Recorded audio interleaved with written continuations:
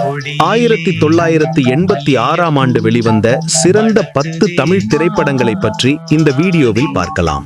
இந்த லிஸ்ட்ல 10வது இடத்துல டி. ராஜேந்தர், ஸ்ரீவித்யா, அமலா மற்றும் பலர் நடித்த மைதிலி என்னை காதலி. சலங்கையிட்டாள் ஒரு மாது சங்கீதம் நீ பாடு. 9வது இடத்தில் மோகன், ராதா, அமலா மற்றும் பலர் நடித்த மெல்லத் திறந்தது கதவு. வாவெண்ணிலா உன்னைத்தானே வானம் தேடுதே வாவே.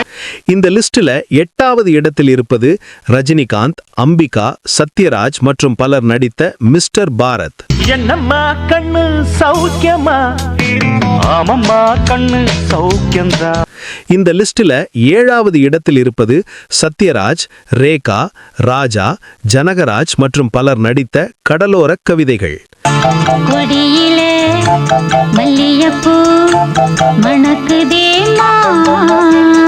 இந்த லிஸ்ட்ல 6வது இடத்தில் இருப்பது கமலஹாசன், லிசி, அம்பிகா, சத்யராஜ் மற்றும் பலர் நடித்த விக்ரம்.